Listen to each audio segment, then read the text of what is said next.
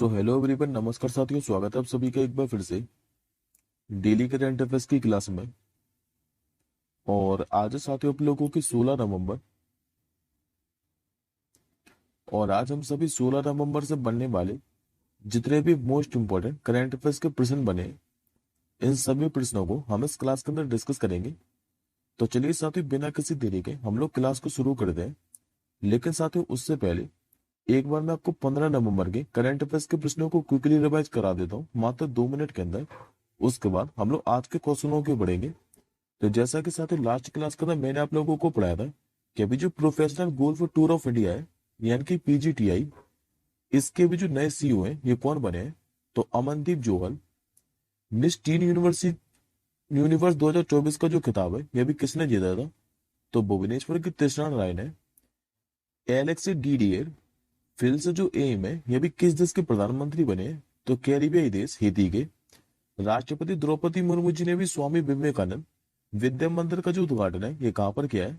तो झंडा चौक सिलवासा में, जो कि स्थित कहां पर है? तो दादर नागर हवेली एवं दमन एंड दीव में।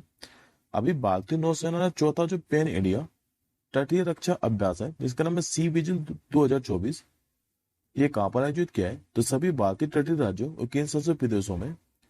अभी जो डोनाल्ड ट्रंप है अमेरिका के राष्ट्रपति, इनके द्वारा भी नव स्थापित सरकारी दक्षता विभाग का नेतृत्व करने की जो घोषणा है ये भी किसने की है? तो एलन मस्क और विवेक रामास्वामी ने।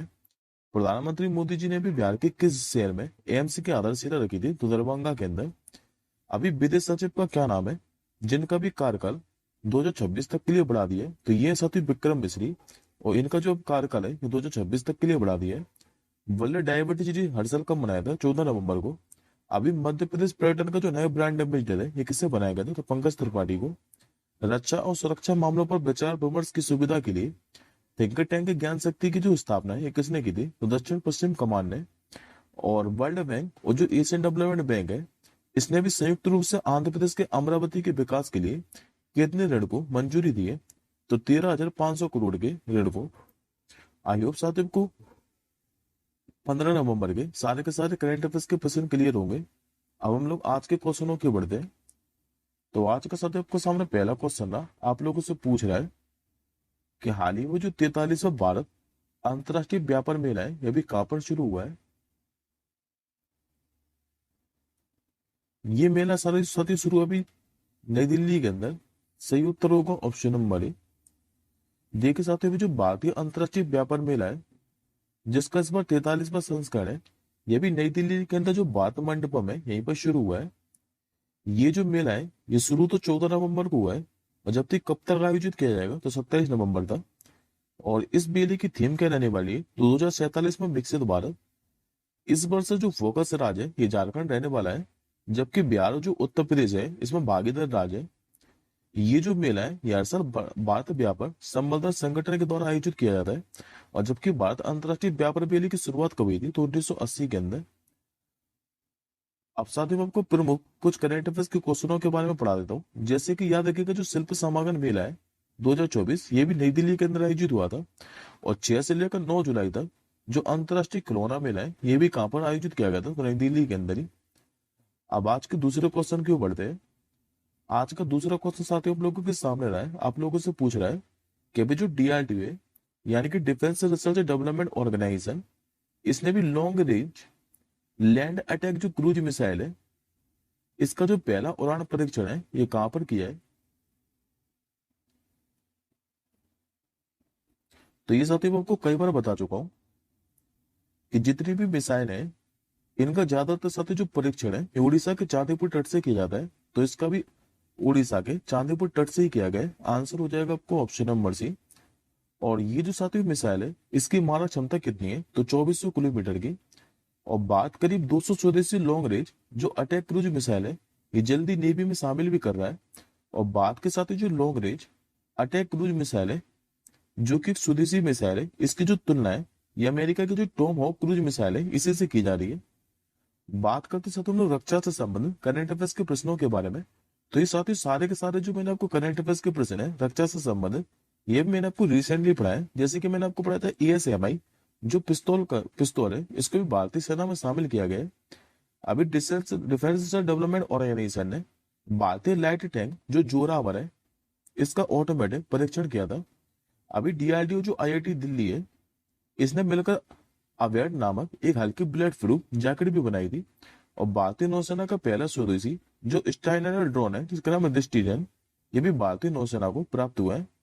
ये चारों के चारों याद रखिएगा। बात करते हैं डीआरडीओ के बारे में, तो डीआरडीओ की सत्य स्थापना हुई थी 1958 के अंदर।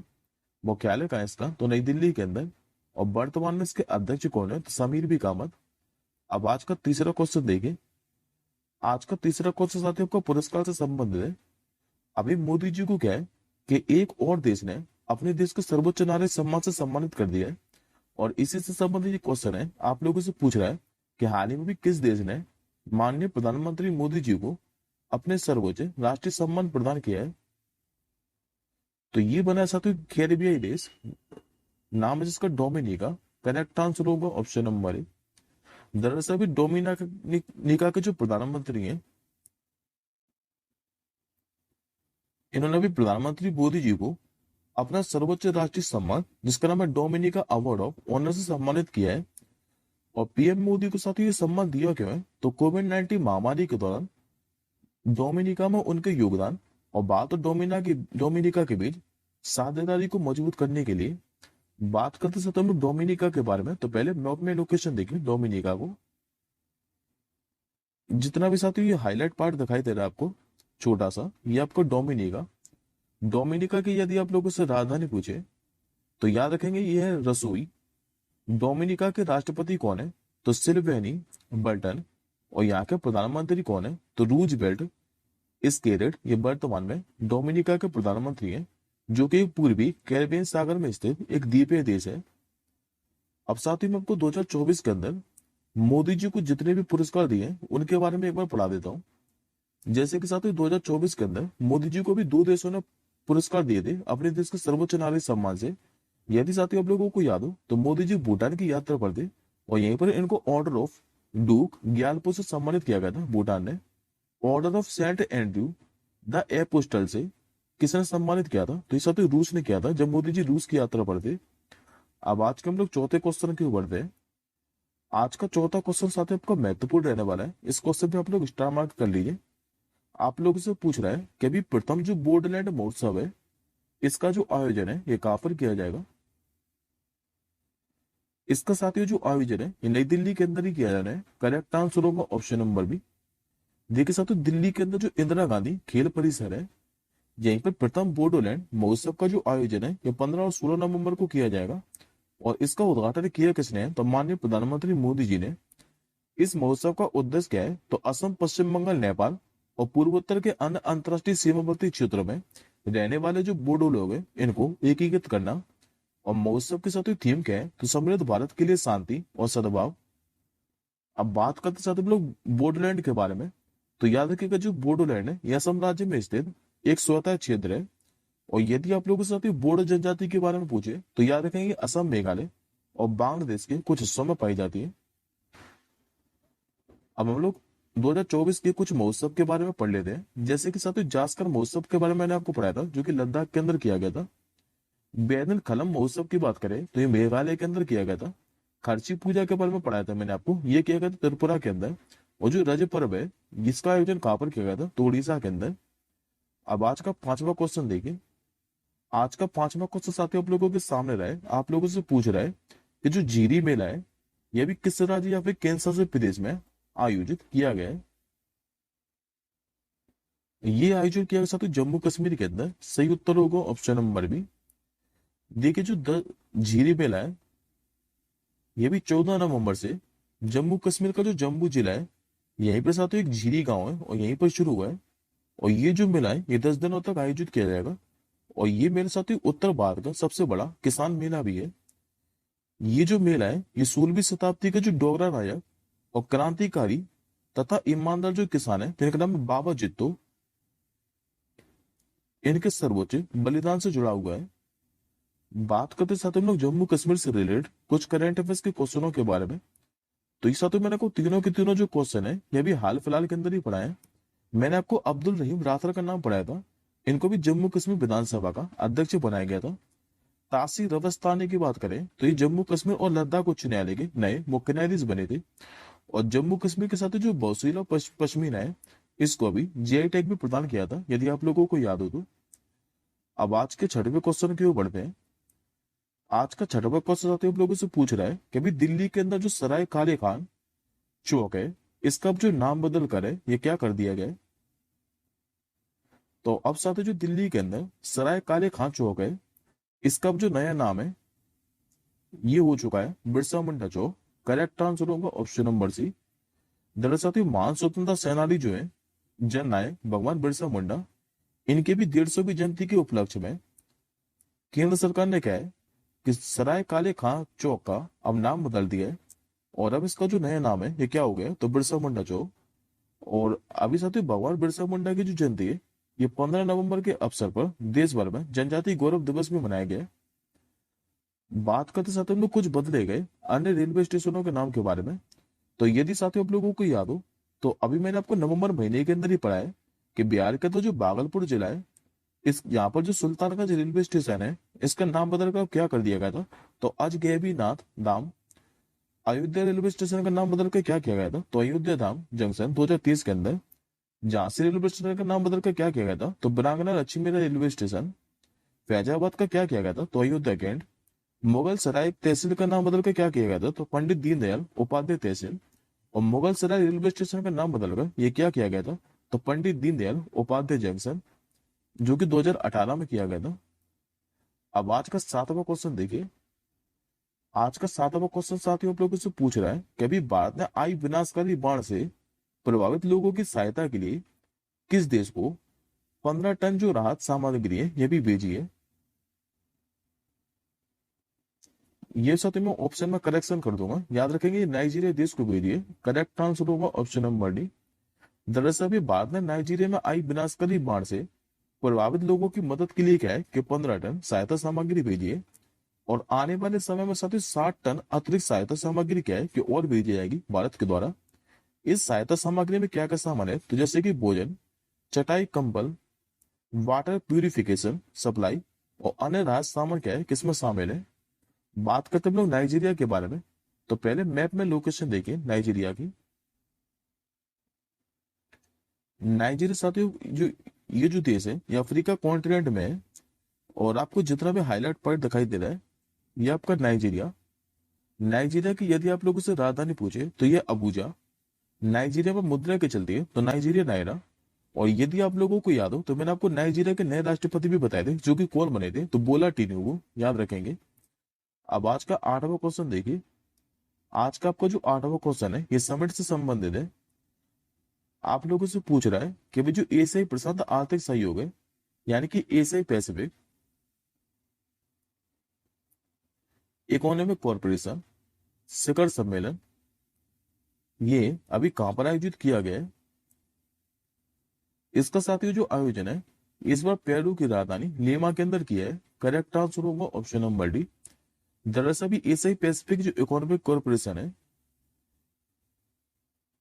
इसके नेताओं की जो वार्षिक बैठक है यह भी 15 और 16 नवंबर को पेरू की राजधानी लीमा के अंदर आयोजित की जाएगी। और ये साथियों तीसरी बार होगा जब पेरू क्या है कि शिखर सम्मेलन की मेजबानी करेगा। हालांकि इससे पहले 2016 के अंदर और 2008 में भी पेरू इस शिखर सम्मेलन की मेजबानी कर चुका है। बात करते साथियों हम लोग एशियाई पैसिफिक इकोनॉमिक कॉरपोरेशन के बारे में। तो एशियाई पैसिफिक जो इकोनॉमिक कॉरपोरेशन है इसकी स्थापना 1989 में ऑस्ट्रेलिया में एक अनौपचारिक मंच के रूप में की गई थी। और ये साथियों करता क्या है, तो पूरे एशियाई प्रशांत क्षेत्र में मुक्त व्यापार को बढ़ावा देता है।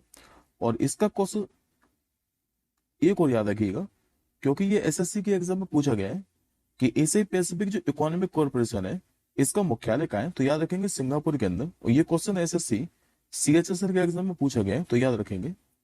अब आज के हम लोग 9वें क्वेश्चन की ओर बढ़ते हैं।